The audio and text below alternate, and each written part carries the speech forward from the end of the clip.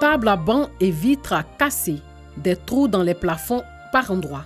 C'est le triste décor que présente le groupe scolaire Assaoré Kwadio après le passage des victimes des pluies diluviennes dans cet établissement.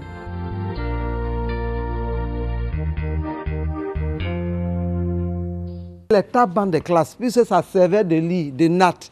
Donc pour notre bonne foi, on a tout donné et ces jeunes gens ont tout abîmé. Dans ce moment, les enfants n'auront plus de place à s'asseoir, de siège à s'asseoir. Ils s'asseoiront à même le sol.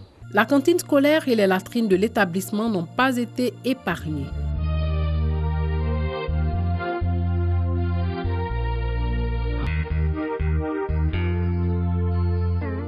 Dans les premiers moments, les sinistrés manquaient de papier hygiénique, d'eau de javel, ce qui fait que ils ont endommagé les WC. Les WC sont bouchés, ils ont endommagé les urinoirs. Donc peut-être que vous voyez dans l'état, ce sont les sinistrés qui sont passés et qui après leur passage, mais tout est en fait abîmé, tout est abîmé. Parce que dedans, dans le fond de ces WC-là, il y a des morceaux de bois, des bois de maïs, ce qui fait que maintenant, à la rentrée actuelle, mais les enfants qui vont venir ne peuvent pas se servir de ces WC-là. Il faut qu'on arrive à mettre ça en état. Le matériel de la cantine a été emporté. Voilà. Même les ustensiles de cuisine ont été emportés. Parce que les gens préparaient ici. Au groupe scolaire Kwadio Assaoré, tout est à refaire. Ici, un dépotoir a même vu le jour dans l'arrière-cour de l'école. Chaque personne est venue avec un lot de bagages, ce qu'il a pu sauver. Ce sont des comptes plaqués, ce sont des morceaux de choses qui se disaient, des cartons, des vivres et des non-vivres. Et donc, quand ils sont venus, ils ont emmagasiné toutes ces choses-là dans l'école. Et cela rendait l'endroit sale. Et donc, on leur a demandé de se débarrasser de ça. Donc, certains sont venus déposer ce qu'ils ne voulaient plus utiliser ici. Le ministère de l'Éducation nationale s'insurge contre cette pratique et rassure les parents d'élèves des dispositions prises pour rendre l'école fonctionnelle avant le 10 septembre, date de la rentrée scolaire 2018-2019. Il faut le dire, c'est le problème du civisme. C'est la raison pour laquelle le thème de notre rentrée scolaire, depuis l'année dernière, c'est civisme et engagement de tous pour une école de qualité. Il est évident que si, à l'état embryonnaire, les enfants sont déjà imbibés à l'esprit civique, c'est des actes nous ne les poserons pas. Mais nous retenons que nous prenons compte, au niveau des services techniques du ministère, notamment la DAF, nous avons fait le point, n'est-ce pas, de tous ces établissements où il y a eu des destructions de matériel pour trouver une solution de remplacement de ce matériel-là avant la rentrée scolaire. Le groupe scolaire Kwadio Assaoré avait servi de cité dortoir à 800 familles sinistrées après les pluies diluviennes de juin dernier.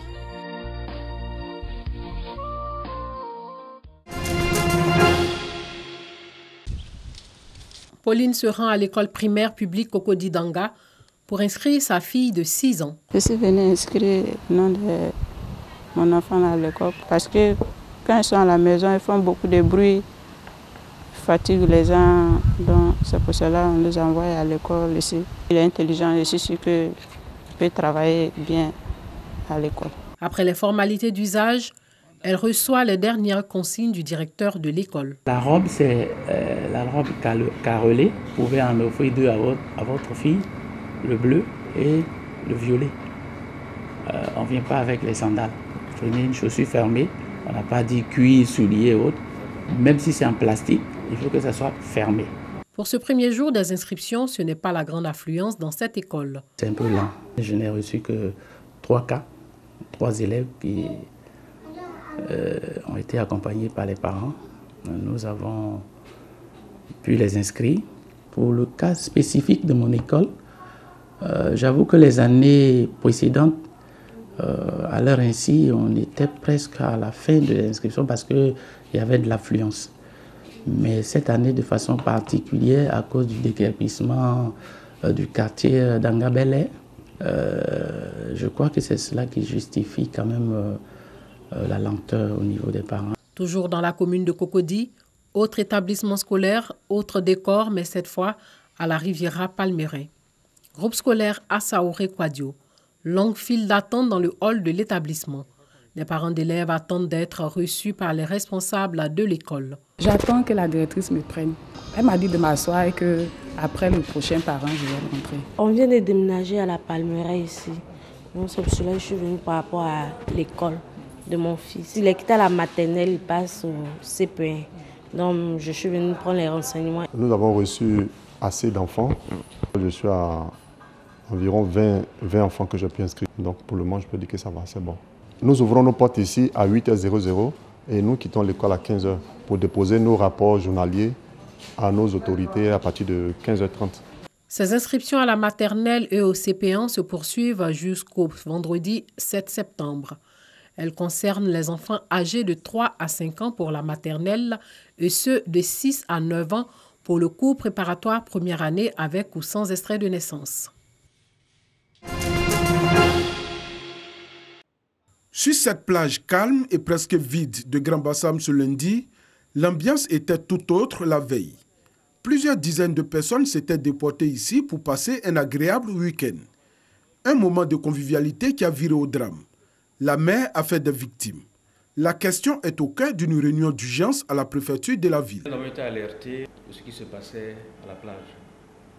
Nous sommes rendus aussitôt pour vérifier les informations. À notre arrivée, il n'y avait pas encore de décès. Il y avait eu des cas d'intervention de sauvetage. Il y a eu 4 grands sauvetages avec une évacuation sur l'hôpital de Grand Bassam. Par la suite,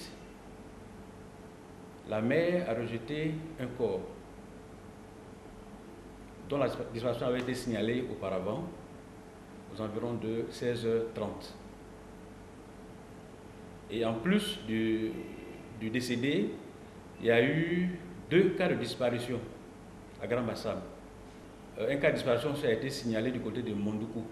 Les maîtres nageurs témoins des événements soutiennent eux aussi qu'il n'y a eu qu'un seul corps repêché et des disparus. Celui qu'on a retrouvé, c'est un. Sinon, ceux qui sont partis devant nous parce qu'on n'avait pas ce qu'il fallait pour pouvoir secourir, là, c'est 9. Informés, les proches des victimes défilent à Grand Bassam pour avoir des nouvelles de leurs enfants. C'est le cas de ce parent venu d'Abobo. Nous avons venus, mais ils sont bien caressés dans l'eau. Donc c'est ça, nous sommes venus voir, bon, on n'a pas encore trouvé le corps. Mais vraiment, là, encore dans la maison, ben, on n'a pas vu. C'est beaucoup qu'on peut faire. Il devra donc patienter encore pour avoir une réponse.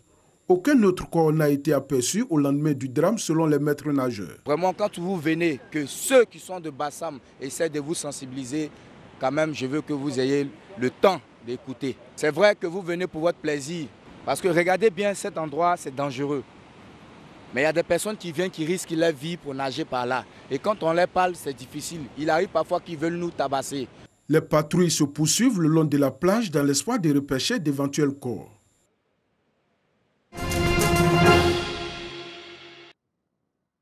À l'ouverture du 7e forum sur la coopération sino-africaine, le président chinois Xi Jinping s'est voulu rassurant à l'égard de ses partenaires africains. Ainsi, il s'est montré soucieux de désamorcer les critiques grandissantes visant l'aide de Pékin aux pays en développement.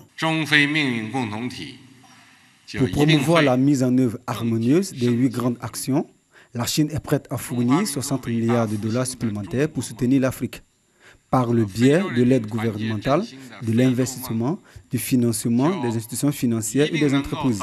La Chine sera toujours un bon ami, un bon partenaire, un bon frère pour l'Afrique. Personne ne pourra détruire la merveilleuse unité entre les peuples chinois et africains. Les 60 milliards de dollars de financement supplémentaire promis comportent des lignes de crédit de 20 milliards de dollars. 2 fonds, dont l'un consacré au financement des importations de biens africains, seront également établis. Montant total, 15 milliards de dollars. Ce soutien du géant asiatique comprend aussi 15 milliards de dollars d'aides gratuites et de prêts sans intérêt. Et la dernière tranche de 10 milliards de dollars sera consacrée à encourager les entreprises chinoises à investir en Afrique au cours des 3 prochaines années. Des promesses largement saluées par les pays africains. Le forum sur la coopération sino-africaine réfute l'idée qu'un néocolonialisme prend place en Afrique comme nos détracteurs voudraient nous le faire croire. Toutefois, ces investissements grossissent la dette et la dépendance de ces pays vis-à-vis de Pékin. Une dette dont Xi Jinping dit être conscient et annonce même qu'une partie sera annulée sans préciser de calendrier ni de liste des États concernés. Selon le cabinet américain China-Africa Research Initiative, basé à Washington, la Chine a prêté à l'Afrique un total de 120 milliards de dollars entre 2000 et 2016. Afrique.